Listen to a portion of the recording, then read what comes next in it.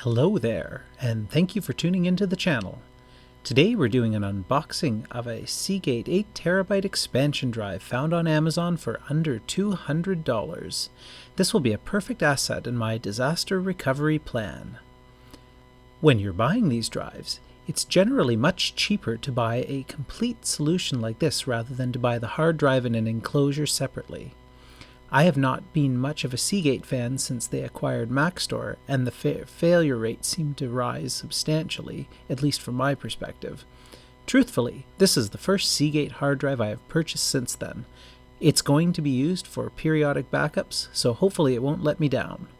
On the plus side, these drives do not appear to employ a USB controller-level encryption. Someone please correct me if I'm wrong. This means that in theory I can remove the drive and connect it directly to a machine in order to recover data. Not something easily done with Western Digital external hard drives. This, and primarily the price, was the determining factors when choosing to buy this drive over others. Inside the box we have the usual recycled cardboard padding to absorb excess shock during transport. We have the user manual, which is mostly just warranty details in every language on Earth, compliance notices, and a diagram of how to plug it in.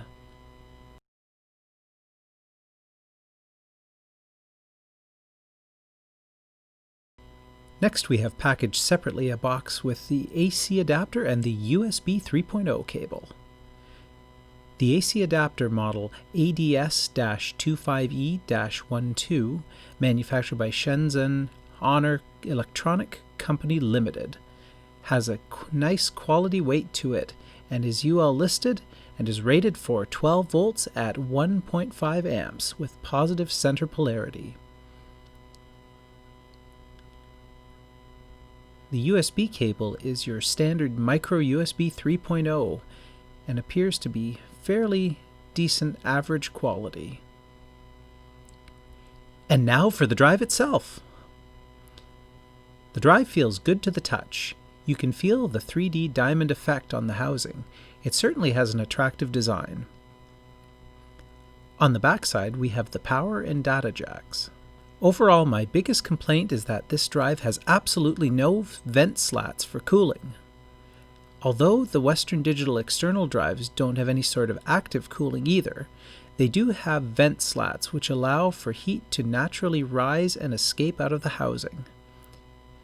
I did test this drive after filming, and the drive sat at a toasty internal temperature of 43 degrees Celsius, according to Smart, even in a cool room. That's a little warm for my liking. I did place an 80mm fan in front of it, which brought the operating temperature down to 38 degrees, which I think is acceptable. For archival storage and backups, I think this drive is a good buy.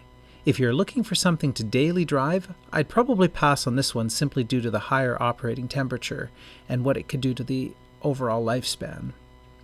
Thanks for watching, please subscribe, and have a great day.